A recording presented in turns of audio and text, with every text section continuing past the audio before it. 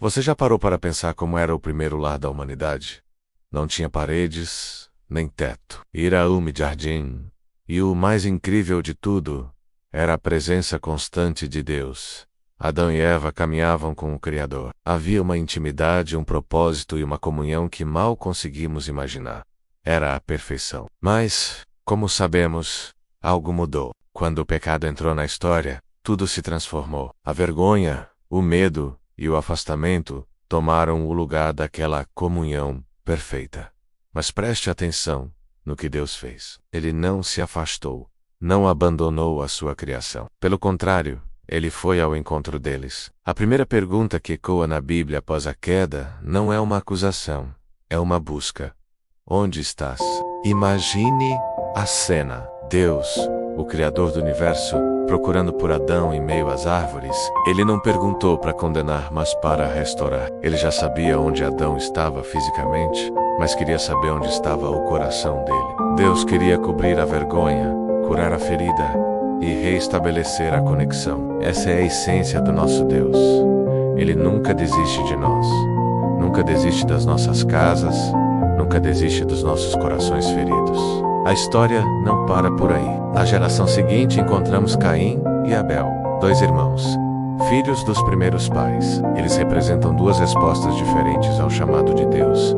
Ambos trouxeram ofertas, ambos se apresentaram diante do altar. Mas havia uma diferença crucial. Abel trouxe o melhor do seu rebanho. A Bíblia diz que ele fez isso com fé. Não era apenas um ritual, era uma entrega genuína, um ato de adoração que vinha de um coração grato e dependente. A oferta dele foi aceita porque refletia a condição do seu interior. Caim, por outro lado, trouxe frutos da terra. A oferta em si não era o problema, mas a atitude por trás dela. O coração de Caim não estava no lugar certo. Ele cumpria um dever, mas sem verdade, sem entrega, talvez até com relutância. A oferta dele era vazia, automática, e Deus, que vê além das aparências, viu o coração dele. O mais impressionante é o que acontece antes da tragédia. Antes de Caim cair completamente Deus ou visita, Deus ou Edva, ele diz a Caim, de forma muito clara: o pecado está à sua porta, mas a você cumpre dominá-lo. Pense nisso. Deus deu a Caim uma chance. Ele o alertou sobre o perigo que crescia em seu coração, a inveja, a comparação, o ressentimento. Deus estava dizendo: Caim, eu vejo a raiva em você. Eu vejo a amargura crescendo, mas você não precisa ser escravo disso. Você tem o poder de escolher um caminho diferente.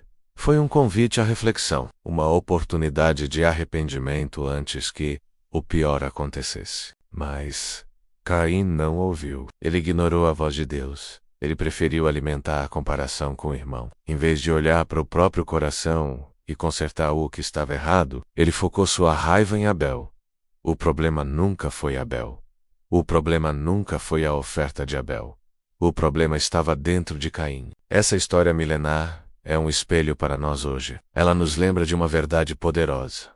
Deus continua olhando não apenas para o que fazemos, mas para como e por que fazemos. Nossas orações, nossas ofertas, nosso serviço na igreja. Deus vê a motivação por trás de cada ato. Será que estamos agindo por amor ou por obrigação? Estamos entregando o nosso melhor ou apenas o que sobra? Nossas emoções não tratadas, as comparações silenciosas que fazemos com os outros nas redes sociais ou na vida real, as ofertas feitas no automático, tudo isso pode afastar o nosso coração do altar, mesmo que nosso corpo esteja presente. A inveja que Caim sentiu é um veneno que ainda circula hoje. Ela nos faz olhar para a bênção do outro e sentir raiva, em vez de nos alegrarmos. Ela nos cega para as nossas próprias bênçãos e nos impede de ver o que Deus quer fazer em nós e através de nós.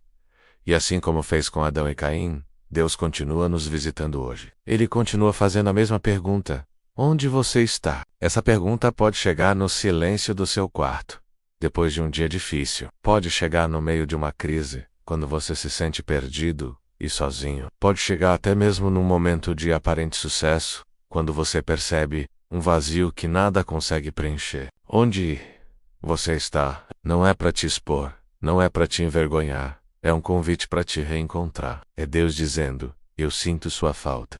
Eu quero restaurar nossa comunhão. Eu quero curar o que está quebrado. Talvez você se sinta como Adão, escondido pela vergonha de um erro que cometeu. Talvez você se sinta como Caim, com um coração pesado de raiva, inveja ou ressentimento contra alguém. Talvez você sinta que sua vida espiritual entrou no piloto automático e suas orações se tornaram apenas palavras vazias. A boa notícia é que, onde há arrependimento, ainda há restauração. O altar continua de pé.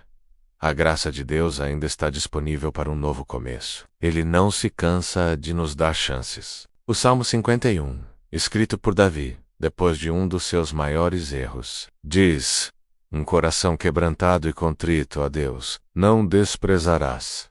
Isso significa que Deus não rejeita um coração que se arrepende sinceramente. Ele acolhe, perdoa e transforma. Não importa o quão longe você sinta que se afastou. Não importa o tamanho da sua falha ou a profundidade da sua dor. A voz de Deus ainda te chama hoje. Ele não desistiu de você. Ele quer te encontrar exatamente onde você está, não para te acusar, mas para te abraçar, te limpar e te colocar de pé novamente. A escolha de Caim foi trágica, mas a sua não precisa ser. Você pode escolher ouvir a voz de Deus. Você pode escolher dominar os sentimentos negativos que tentam te controlar. Você pode escolher se apresentar diante do altar com um coração sincero, mesmo que ele esteja quebrado. Então hoje, eu te convido a responder a essa pergunta. Ande vocaísta, seja honesto com Deus. Abra seu coração. Deixe que Ele encontre você. Permita que a graça dele inunde sua vida e te dê a força para recomeçar. O Pai está de braços abertos esperando por você. Obrigado por assistir. Se essa mensagem tocou seu coração, compartilhe com alguém que precise ouvi-la e se inscreva no canal para mais reflexões como essa. Que Deus te abençoe.